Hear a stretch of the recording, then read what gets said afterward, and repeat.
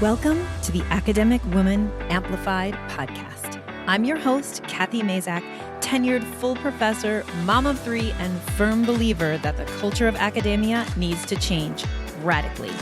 Women are revolutionizing academia within institutions that were not built for us. If you're ready to reject the culture of overwork, kick guilt and overwhelm to the curb, and amplify your voice to make a real impact on your field without breaking down or burning out, you're in the right place. And it all starts with writing. Let's go. Hello, and welcome to this episode. Today, we are talking about putting writing at the center. And this sounds like a very kind of, woo-woo kind of thing, or something that doesn't sound very precise. And I know my audience, and I know that many of you love precision. So what you want, or what you say that you want around your writing, is accountability. That's something that we can measure, right? You want systems for writing, which I'm all for systems, right? But systems are something you can measure. And today, what I really want to talk about is prioritizing writing and make a deep argument for why you should. So we're going to dig into this idea of putting writing at the center of your academic work, why you should do it, what it looks like, and what are some concrete steps that you need to take in order to achieve this centering your writing, which, by the way, is an ongoing process, and you don't just click and get it from the start. It's something that we're always working towards. We can kind of move our writing towards the center and then get overwhelmed and it drifts off, and we have to learn how to recenter it. So that's what we're talking about today. So let me know if I'm describing how writing is acting in your academic life right now. All right, so writing is falling to the bottom of the list. So you have a big list of things, so many things, hashtag all the things. And you know that you need to get to your writing, but it keeps falling to the bottom of your list, usually because even though you know that it's important, it doesn't feel urgent to you. So it falls to the bottom of the list. All right. Also, writing might not be a regular part of your week right now.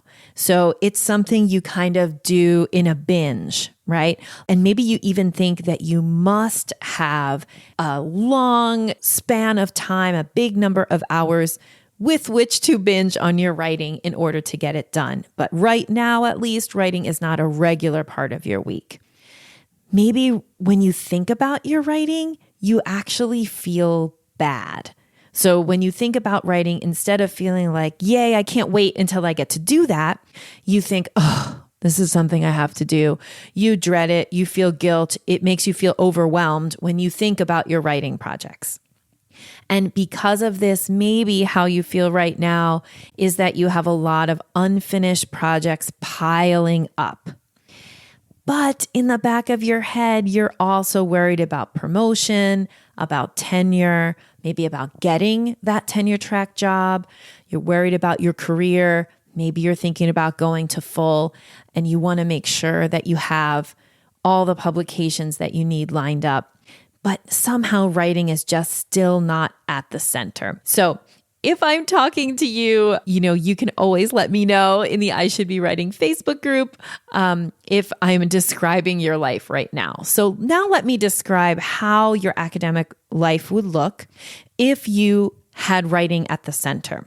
So first, you would always know when your next writing session is. And even better, you would always know what you'll work on next. Because a lot of times, especially if we've gotten to a point with our relationship to writing that we've let projects accumulate and you're not touching projects regularly, once you finally get time to write, a lot of times we don't know what to work on. So when writing is at the center of your career, you always know what your next project is that you need to work on. And usually you know what the next task is. When writing's at the center, thinking about your writing makes you feel happy. It makes you feel excited. It makes you feel invigorated. Now, maybe not all the time, maybe not all the parts of the writing process, but what we want to work towards is having most of your feelings about writing be happy feelings. And when writing is at the center and you're doing writing with consistency, that is how it feels. When writing's at the center, projects flow through your pipeline. So you don't have big pipeline clogs. You're taking the pulse of your projects all the time, and you know that they're living projects and that they're moving towards completion. They're not stalled out. They're not backing you up. And when writing is at the center, you feel like, man, I've got this. Like I can do it. I'm in the thing and I am getting the writing done. So if that's what you would like your life to look like and your relationship to writing to look like, then you are going to want to think about how you can get writing at the center. All right. The biggest thing that you need to do, or the most important thing that you need to do in order to center your writing, really involves your mindset. And I feel like academics don't talk about mindset that much, but it is a very powerful way to make change around your academic life. So, a few things to help you shift your mindset around writing. First, we need to think about the difference between important versus urgent tasks. So, I don't know if you've ever heard this distinction, but urgent tasks are those things that it feels like I must get done on a certain timeline. These are fires we need to put out, deadlines that come up, those things that are urgent that need our attention. And important tasks aren't always urgent tasks. So we know that writing is important, publication is important, but it doesn't always feel urgent because most of the time we're setting our own deadlines when it comes to academic publication. In terms of when you first submit an article, nobody is telling you that you need to submit by a certain deadline. There are some exceptions to that, right? If you're submitting to a special issue or something like that. But usually writing falls in the category of important, but not urgent. But what I want you to remember is that your job as an academic is to do the important tasks. I know that it feels like your job is to resolve the urgent tasks, those tasks that your department chair or dean throw at you at the last minute and say, this needs your attention right now, and the turnaround time is 24 hours. But actually, your job is to do the important tasks because your job is to develop yourself as a scholar. And the writing and research and thinking and excellence in teaching, those are the things that are going to develop you as a scholar. And those things are not always urgent, but they are very important. So I want you to start to notice the difference between urgent and important and what feels like urgent to you, really evaluating whether it is both urgent and important or whether it's just urgent and not that important. We want to start to shift your mindset towards the important work instead of the putting out fires urgent work. And this links into really connecting regularly to your bigger purpose. So your bigger purpose as a scholar, your bigger purpose as an academic, your bigger purpose for making change in the world, connecting to that so that you can really understand and feel very clear about what is important versus urgent. Also, I think that a lot of times we don't realize that taking care of your writing is taking care of yourself, while taking care of things for other people sometimes is not taking care of yourself. If you are in a tenure track job, the only person who will do your publications is you. And if you are facing what most people face when they are looking at their tenure process, most people don't have a clear idea or clear guidelines for what it's going to take to get tenure. And because of this, first of all, it's really scary. Second of all, you might be spending your time on tasks that are not going to be those tasks that get you tenure. And so you really need to embrace the idea that Working on your writing and research is taking care of you. It is securing your future. It is securing your job. It is giving you the keys to stability because it is the currency that we use in academia to get the job, keep the job, have stability, and make more money. And I'm going to talk about that in a minute. I also want you to understand, without sounding alarmist or scary, that it's high stakes to get the writing done. But what I want for you is to do the job that you love, to be working every day towards your deeper purpose, to what you are called to do, towards making real change in your field. And that means paying attention to and centering your writing. So one of the big ways to center your writing is really to change the way you are thinking about it. It's not peripheral, it is central to what you're doing.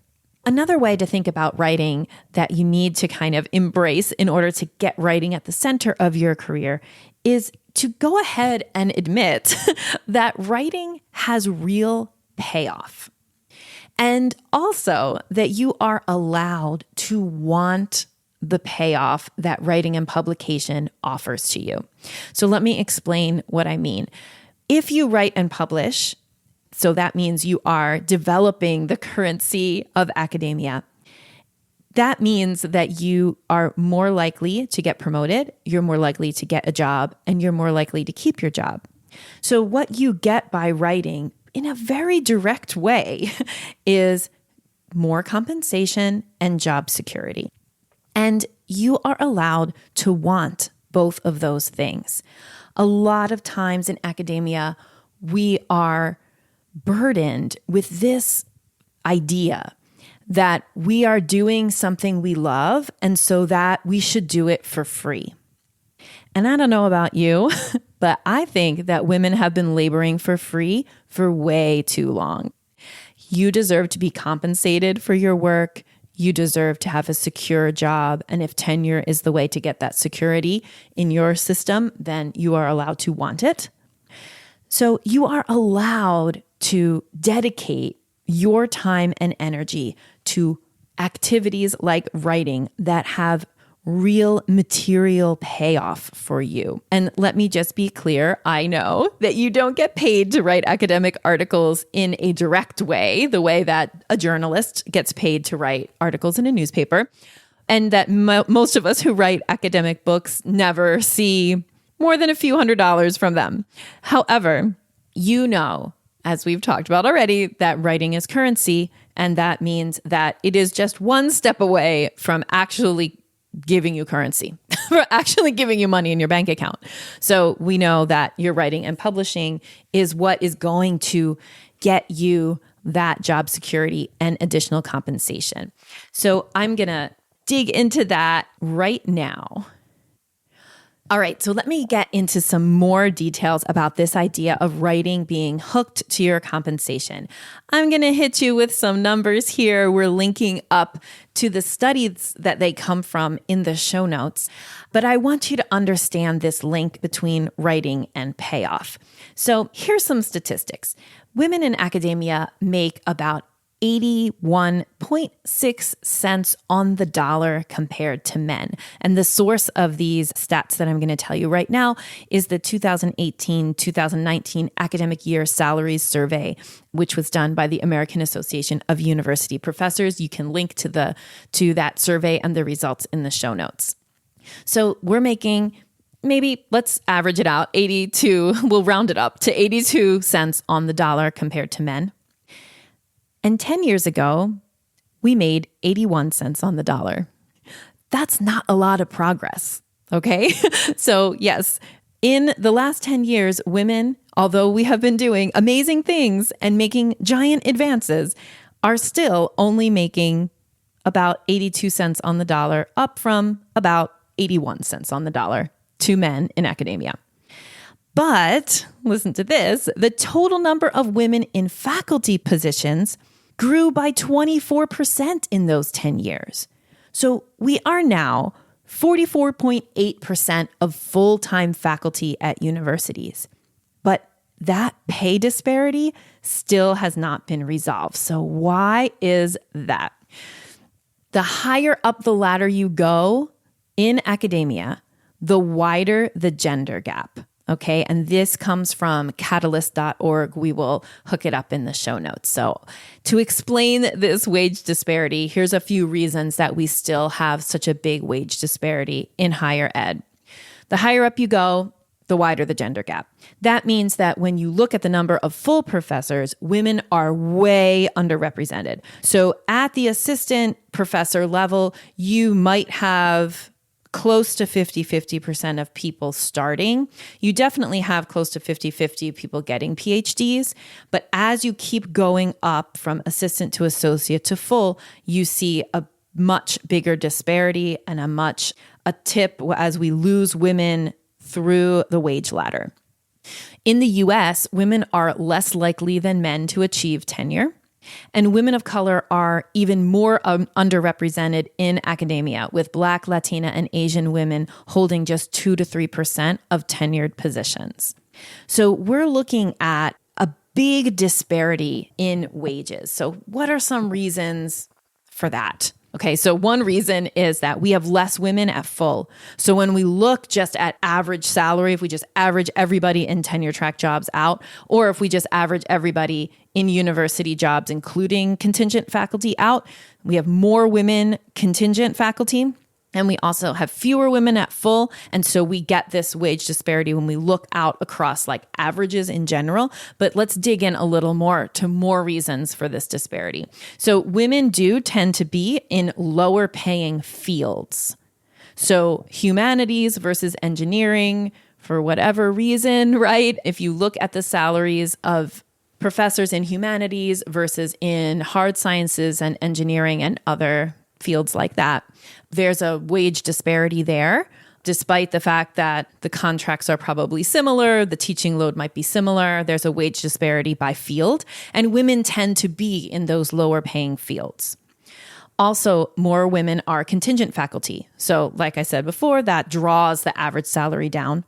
And more women work at community colleges and BA and MA granting institutions and are underrepresented at PhD granting institutions. So you can find about the same number of women working at community colleges as men.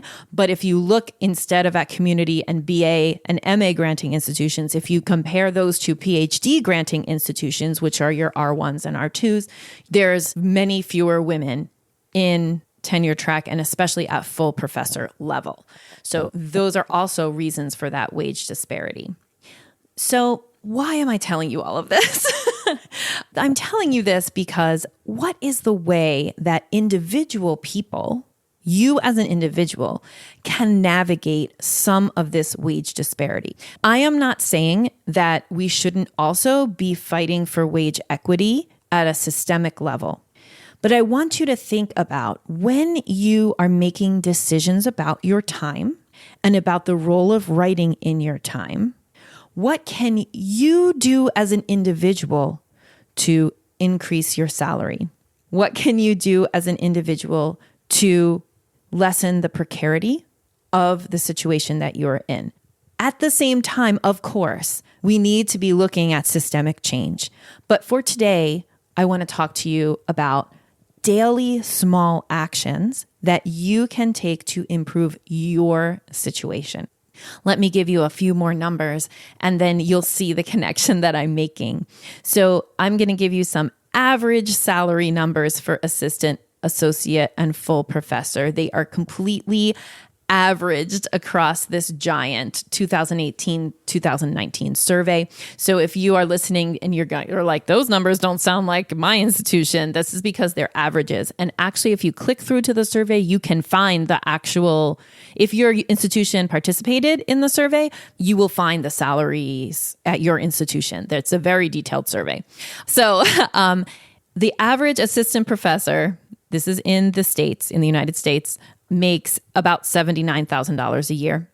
The average associate makes about $90,000, and the average full makes about $125,000 a year.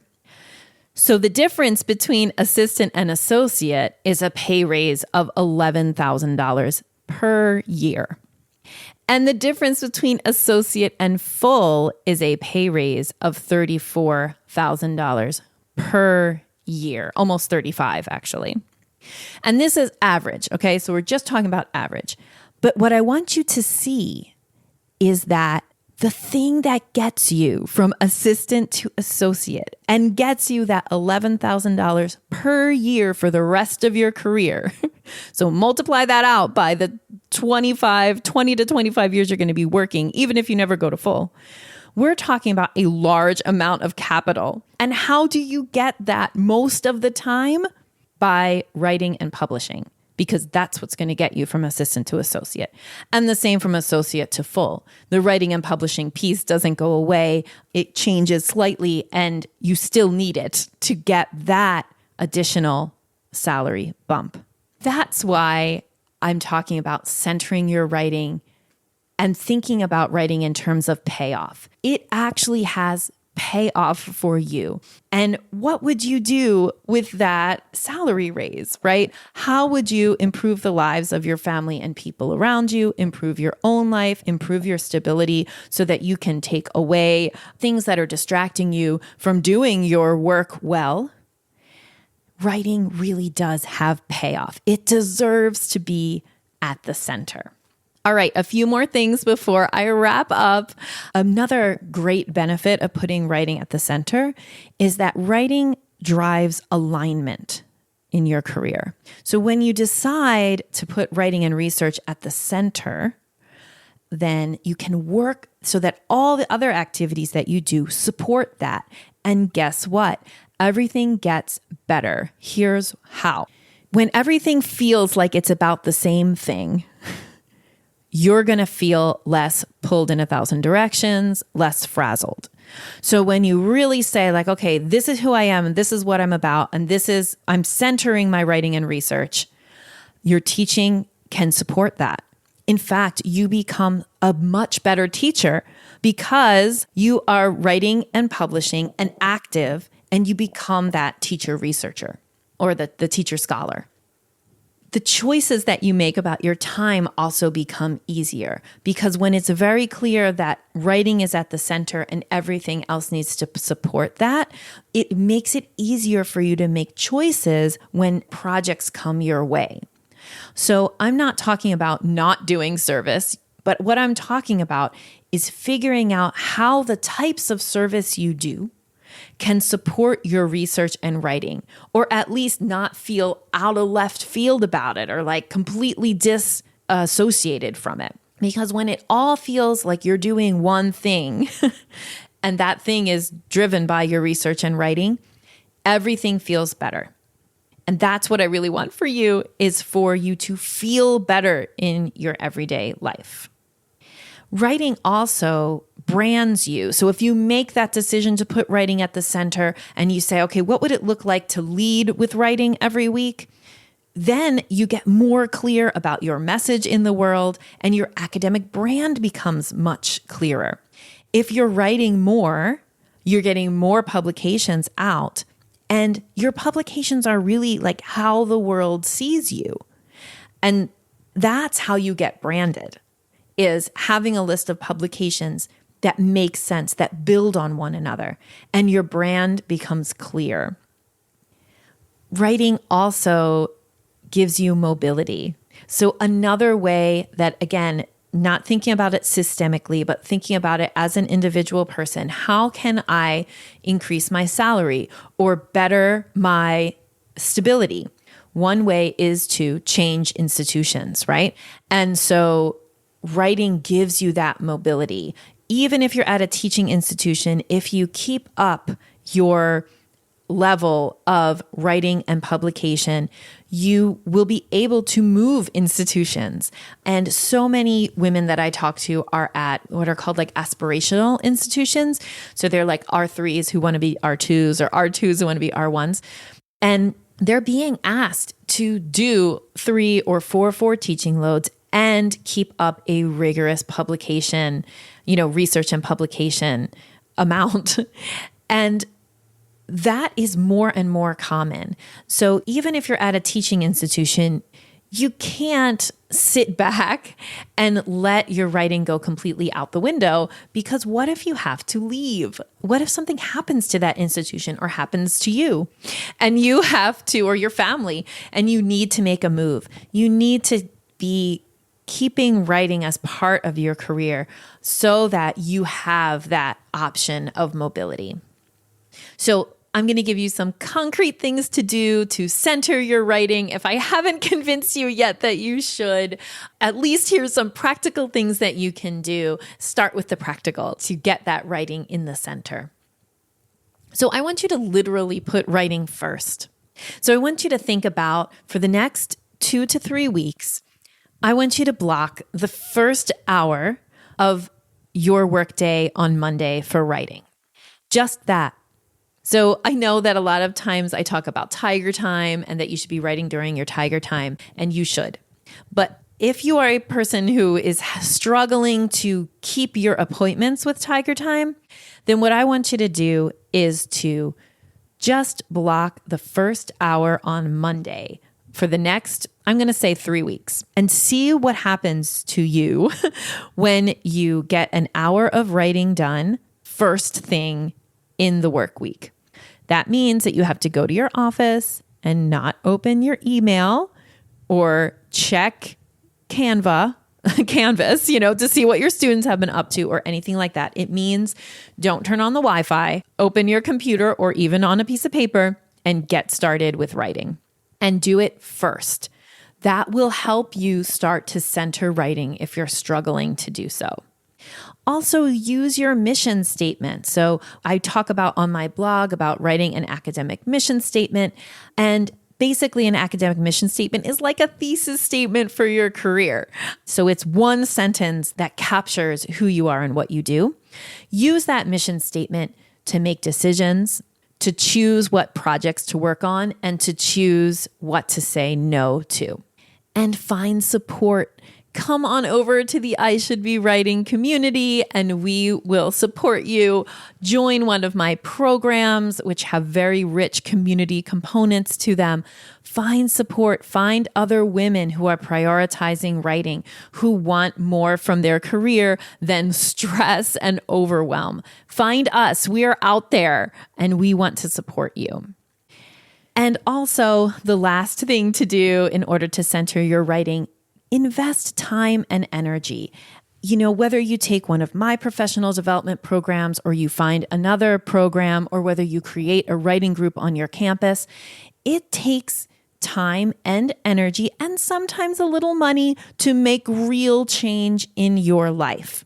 And you have permission from me to invest that time and energy, because I really do feel like investing time and energy in your writing is investing time and energy in yourself. So whatever you need to do to get that writing to be a priority, you need to do it so that you can feel what it feels like to have writing at the center. All right, everyone. I hope that I've convinced you of the importance of writing. If something feels like it clicked or shifted for you during the course of listening to this podcast, come on over to the I Should Be Writing Facebook group and join us in our conversations where we support each other, we pat each other on the back, we feel happy and accomplished when we get our writing done and when we put writing at the center of our careers. Thank you so much for spending your valuable time loving on yourself and your writing by listening to this episode.